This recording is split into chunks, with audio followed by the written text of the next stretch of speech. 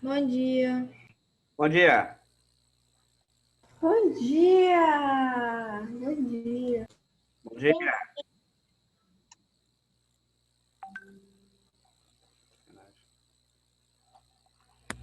Bom dia. Bom dia.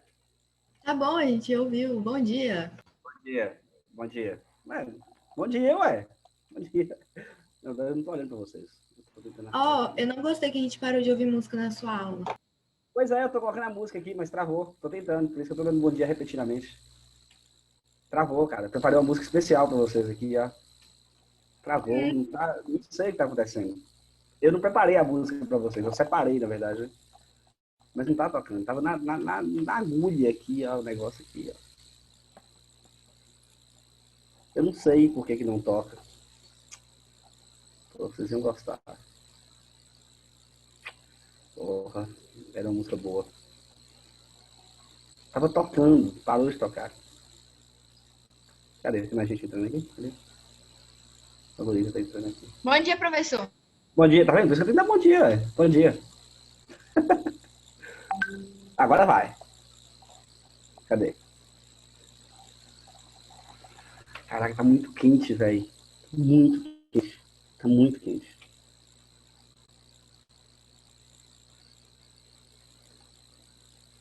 Ah, não foi, cara. Não foi. Não foi.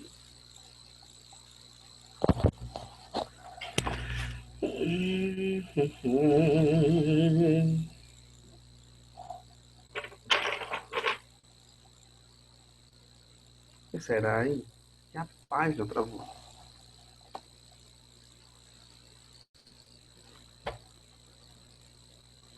Cadê? Ó, tô suando igual uma tampa de marmita aqui, igual um cuscuz aqui. Tá aberta minha janela aqui, velho. Não tem nada aqui. Tá rindo, né, o Rafael? Aê! Tô.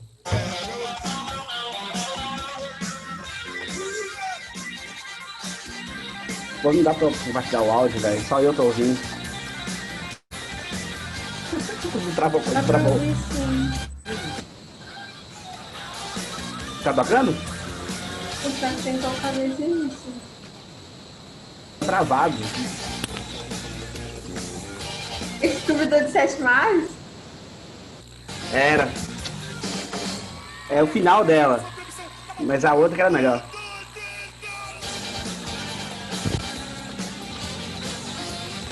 Travou. Travou tudo aqui.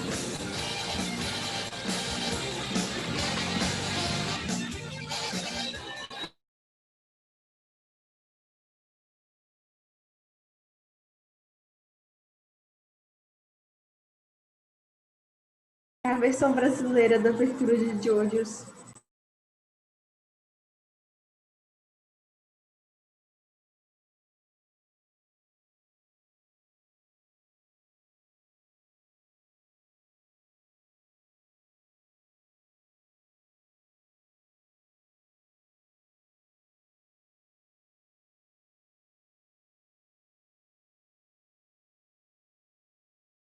Travou só pra mim ou... Pra mim também. Travou.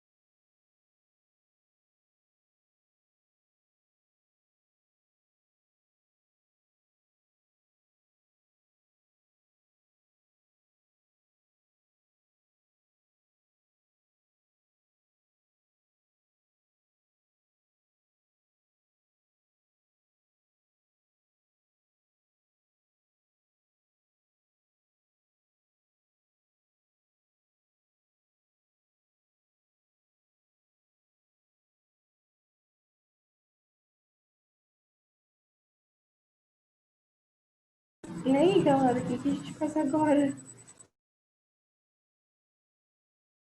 Esperar, né? O Clécio aparecer. Voltou.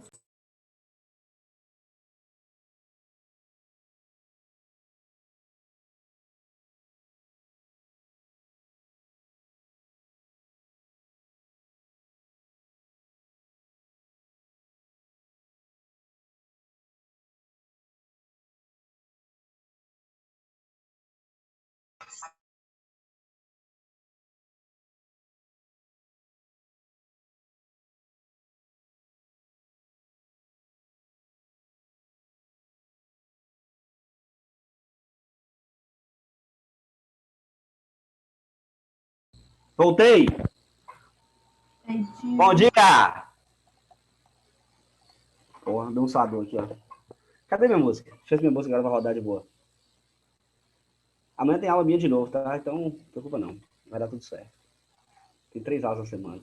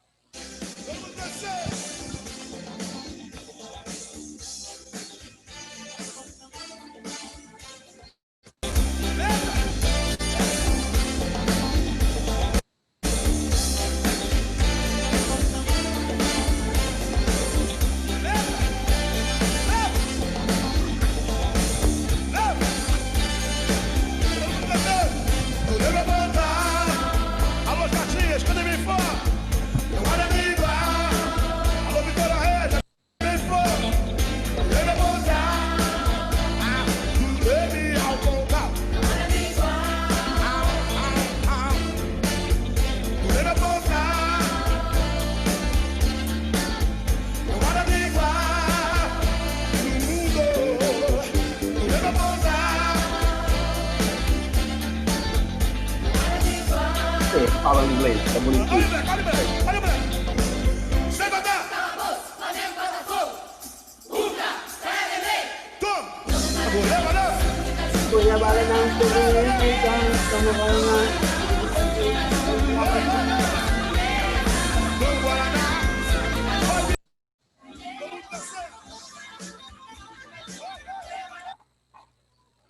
Show! Bom dia, de novo, mais uma vez. E é engraçado que Naê tá dançando e a cara dela continua assim. Perfeita, geminiana raiz. Galerinha do meu Brasil Brasil, vamos Carisma falar é tudo. da desintegração da União Soviética, fragmentação, desintegração é boa, fragmentação da União Assim, Soviética, tem tudo a ver página... com Tim Maia, com certeza. Exatamente. Na Tim boa, Maia eu ia colocar a resume capital isso. inicial. Eu ia colocar a capital inicial, que tem a ver a música Fátima de Capital Inicial. Vocês não lembram, nem eu vou cantar, porque é uma tragédia eu cantando. É qual? Melhor. Fátima? Fátima. Vocês esperam você- intervenção divina, mas não sabem que o tempo agora está contra vocês. E as ameaças de ataque nuclear, bombas de nêutrons, não foi Deus quem fez. Eu falei pra minha mãe que essa música falava sobre isso. Ela falava que não falava sobre corrida, isso. corrida armamentista na veia. Ela é disso aí. A música Fátima, ela é de uma banda chamada Aborto Elétrico. Aborto Elétrico é uma banda que deu origem à Legião Urbana e à Capital Inicial. Pop Rock Brasília, a origem do pop rock brasileiro. Galera, vamos lá. Cadê? Isso, fragmentação da União Soviética. Todo mundo lembra o que é a União Soviética, todo mundo estava lá quando a União Soviética existia. Claro, obviamente. Vocês já eram nascidos. Já eram... Oi? Não? Oi? Professor, qual que é a Com página? certeza. É página 14. Inclusive, galera, tá acontecendo uma guerra nesse exato momento da Rússia contra o Azerbaijão. Azerbaijão. Já ouviu falar? Na Rússia? Desculpa, Armênia. Na Rússia, não, Armênia. Eu tô lendo. Armênia contra o Azerbaijão. Eles estão lutando pelo quê? Território. Da região do Cáucaso. Começou quando isso? Começou semana passada. Sério? Pô, vocês estão perdendo, cara. Tem uma guerra acontecendo no mundo, vocês não estão ligados, assim. É tão legal ver as guerras. E melhor, guerra televisionada. É guerra televisionada, é isso aí. É isso aí. Nossa, gente, pandemia, aqui. Meu livro travou. Cara, vai estar tudo doido. Meu computador não estava suportando mais essa ideia. Vamos lá. Tem todos esses conflitos da União Soviética, eles vão esbarrar em um ponto, galera. Vocês vão perceber que o período de União Soviética nessa região vai fazer com que vai fazer uma coisa semelhante, não igual, mas que lembra um pouquinho a partilha da África, criando algumas fronteiras artificiais ali pós-dissolução da União Soviética. Você vai ter muitos grupos populacionais que vão sair do seu território e após o fim da União Soviética vão querer voltar para esse território e vão sempre gerar pontos de tensão entre os povos, e esses pontos de tensão ou viram disputas territoriais ou viram movimentos separatistas. Tem um termo demarcado no livro de vocês que chama russificação, que eu queria chamar a atenção para ele aqui. A expansão gerou um processo conhecido como russificação, né? O que é isso? Quem é que liderava a União Soviética?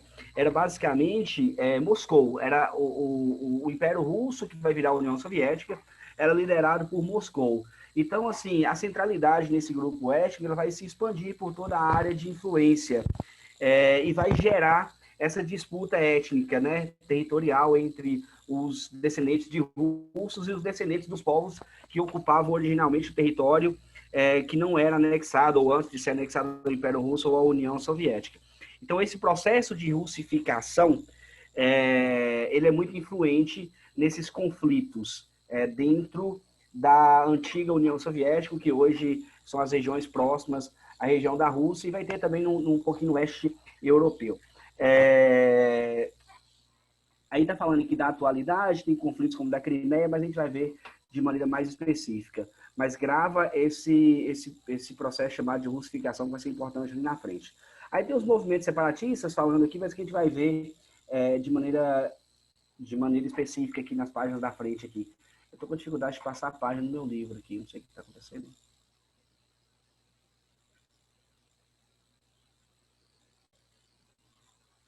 Espera aí, deixa eu atualizar o livro aqui. Na página seguinte aí, vai falar dos casos específicos de conflitos, né? Aí o primeiro caso que a gente tem aí é da Chechênia e depois da Ucrânia. São todos movimentos separatistas.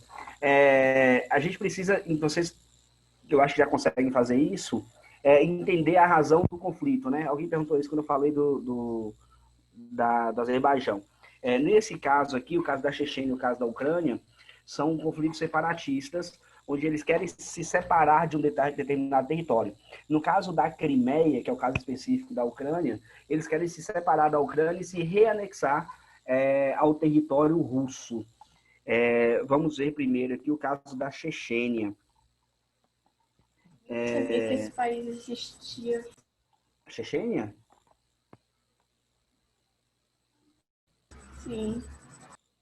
A maioria dos países a gente conhece pelo War, né? Quando não tem no War, fica mais difícil. Fica mais difícil pra gente lembrar. Conhecer pelo War. Tenho certeza que o Digão já visitou esse país aí. Quem? Digão! Porque ele viaja muito? Longa história. Ele vai pra longa cada história. lugar, tio. Hã? Professor, onde é Fala que fica vai essa pra cada Chechênia aí? lugar. A Chechênia, olha no mapinha aí, tá entre o Mar Cáspio e o Mar Negro. Lembrando que o Mar Negro é uma área de grandes reservas de petróleo, né? Encontra-se muitos recursos ali.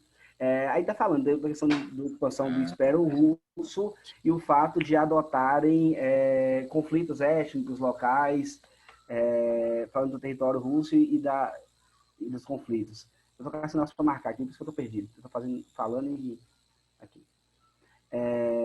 Então tá, destacam-se movimentos separatistas na região do Cáucaso, a região mais rica em combustíveis fósseis, onde habitam dezenas de povos. Então vamos lá, o que a gente tem nessa região, que é a região do Cáucaso, né, que fala, você tem vários povos distintos, você tem uma região muito rica em recursos naturais. quem é que vai controlar politicamente essa região? Quem é que vai dominar politicamente essa região?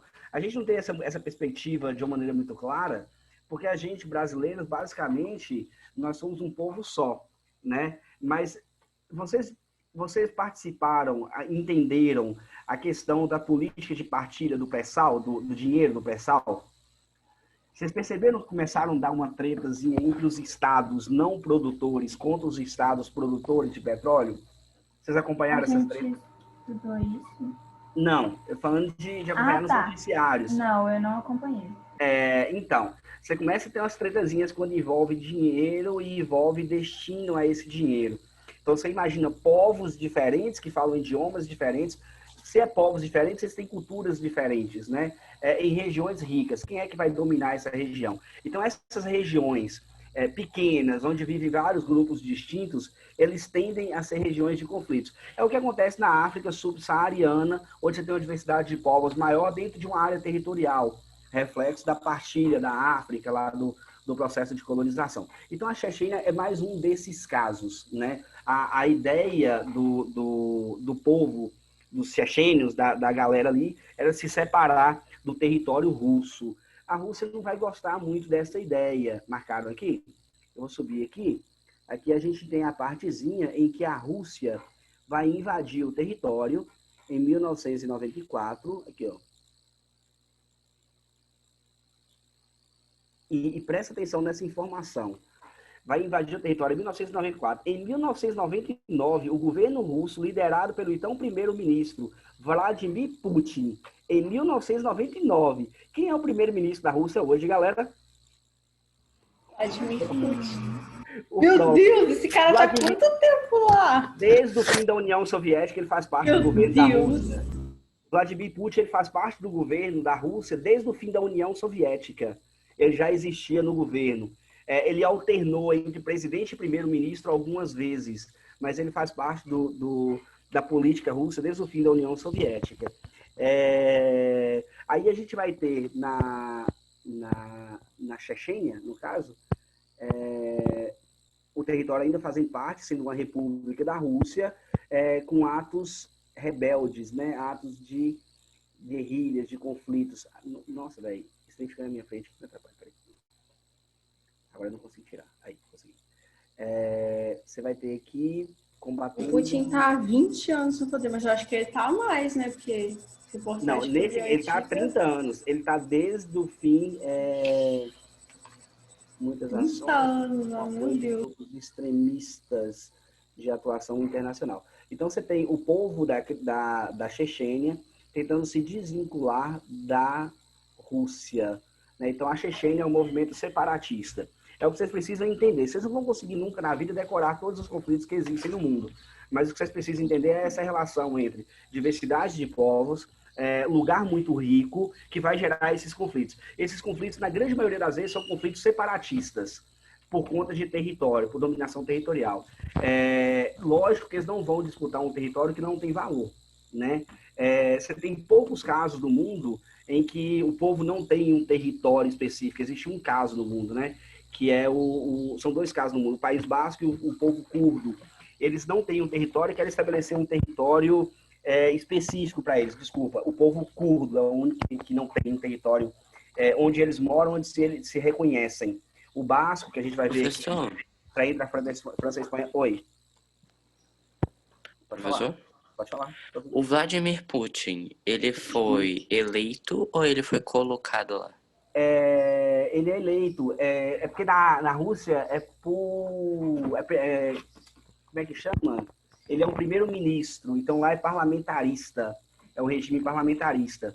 Ele é eleito, de maneira indireta, ele é eleito. Tem um presidente e o primeiro-ministro, que manda mesmo o primeiro-ministro. Mas o primeiro-ministro ele é indicado pelo parlamento, que é votado pela população. Logo, as pessoas votam em quem vai, num determinado, vamos supor, você tem os partidos políticos no Brasil. Você não vota no presidente, mas vota no partido, nos governadores e deputados. E quem vai escolher o presidente são esses caras. Então, automaticamente, você sabe quem eles vão escolher e vota nesse cara lá. O Putin, ele está dentro dessa condição. Ele é escolhido pelo povo, de maneira... Todo mundo sabe que o partido dele vai colocar ele, então vota no partido e escolhe ele. Deu para entender? Ele não é um cara, vamos lá, eu acho que a pergunta sua tá nesse sentido. Ele não é um cara que chegou lá com um tanque de guerra e falou, eu vou mandar nessa bagaça e eu vou ser o primeiro-ministro. Gente, mas 30 anos no poder, meu É muito massa, né? O Putin é doido. O Putin é doido. É... Eu acho que ele vai ficar lá até ele morrer. Sobre a Ucrânia, vocês estão vendo a minha tela, né? Sobre a Ucrânia, eu fiz um materialzinho aqui legal pra vocês verem aqui. Tá vendo o Word? Não, eu acho que você vai ter que parar e compartilhar de novo. Quando eu compartilho a tela, eu consigo fazer esse efeito aqui. O aluno exemplar chegou. Quem foi? Hoje é a Frida, Ah, não é a Jujuba. Frida. Que bonitinha. É A aquela dela é um pouco Clemente? maior. é a cachorra. É Clemente? Mesmo que a Inaê não esteja na Não. aula, ele está na aula. Ela. É a Frida. É o quê? Vamos lá. O que é a Ucrânia, galera? Vamos lá. A Ucrânia é um país para a União Soviética, é um dos países mais importantes no contexto de produção agrícola na Ucrânia.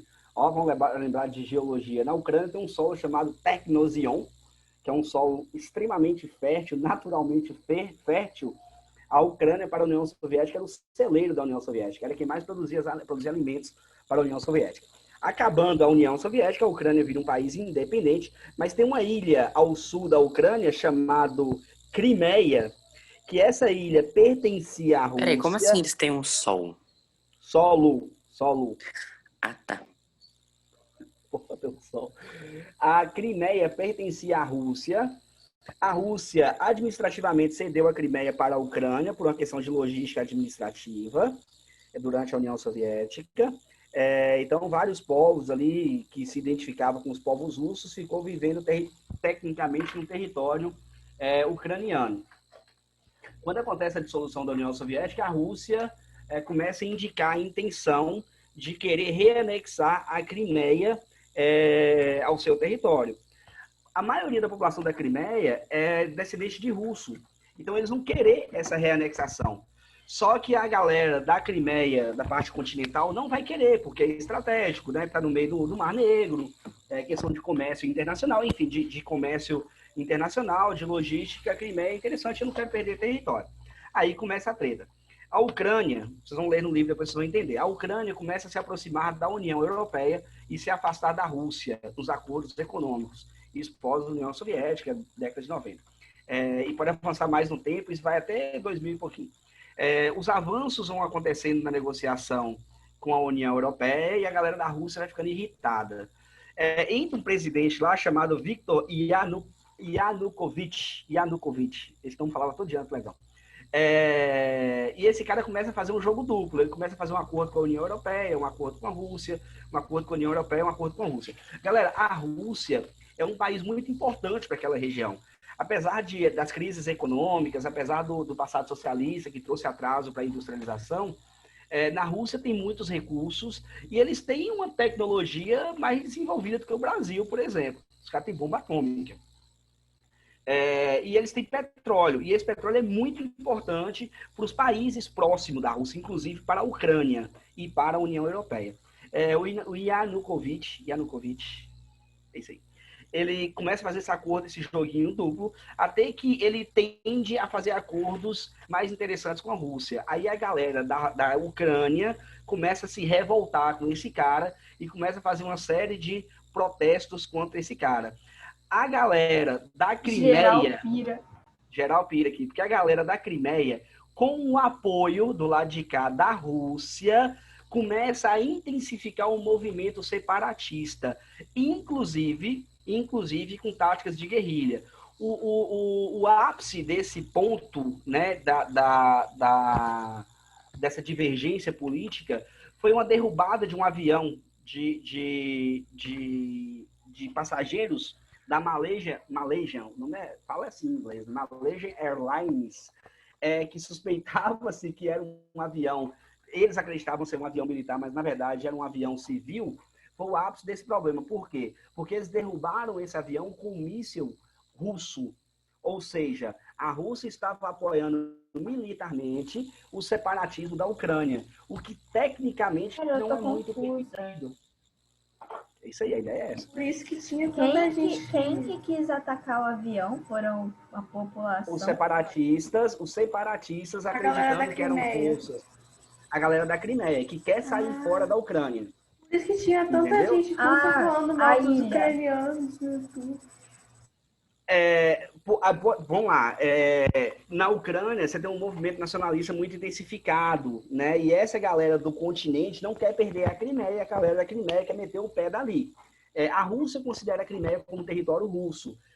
Por conta disso, por conta do apoio da Rússia a esse movimento separatista que comete algumas ilegalidades, a Rússia sofreu várias sanções. Eu coloquei aqui para vocês. Várias sanções econômicas. Qual eram as sanções econômicas?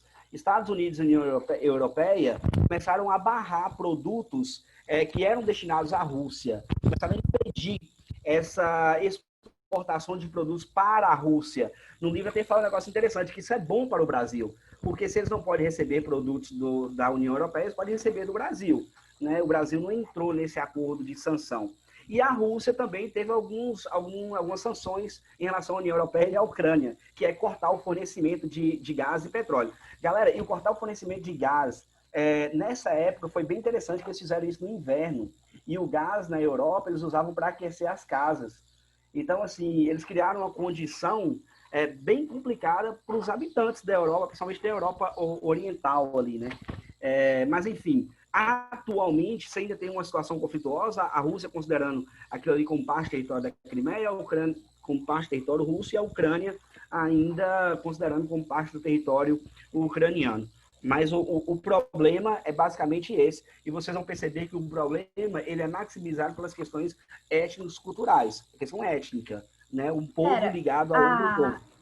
A ilha para a Ucrânia ainda é território da Ucrânia? A Ucrânia considera como território da Ucrânia, a Rússia como território da Rússia. E porque a organização... Eles se consideram como território da Rússia, porque a maioria deles são vinculados à galera da Rússia. Só que, internacionalmente, é considerado um território da Ucrânia. Mas a Ucrânia, o presidente lá não estava fazendo mais acordo com a Rússia do que com a União Europeia? Só que a galera do continente queria matar ele. A galera do continente... Tá. E é até uma boa pesquisa a gente pesquisar como que está isso hoje, exatamente hoje. Eu lembro disso há uns 6, 7 meses atrás. Mas, enfim, a condição de lá é uma condição de separatismo, é uma condição curiosa, porque eles querem se separar da Ucrânia, mas não querem ser independentes. Isso é um ponto importante.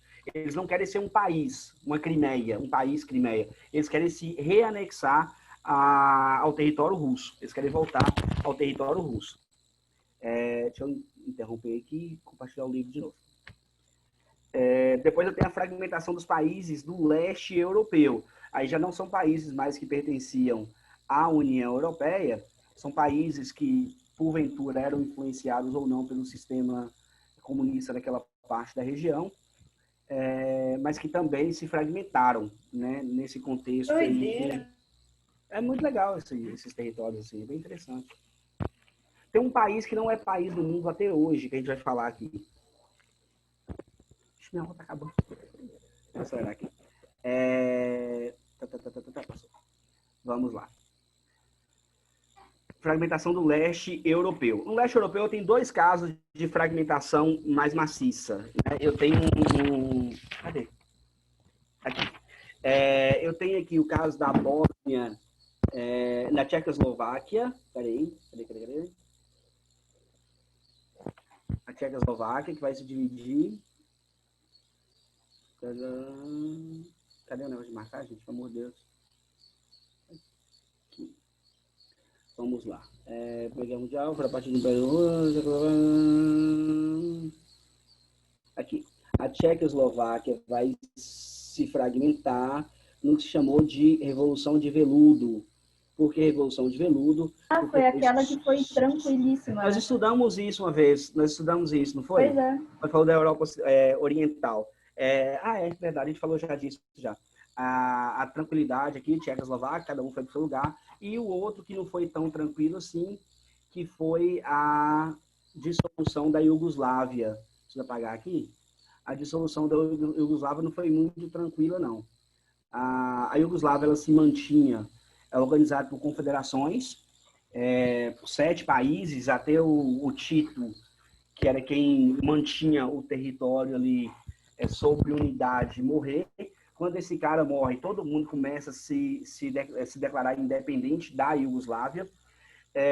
Cada povo desse aqui, a Eslovênia, Croácia, Bósnia, Herzegovina, Sérvia, cada país desse aqui é um povo diferente, né? Que o Tito conseguia organizar isso dentro de um país pelo seu poder econômico, seu poder político, né?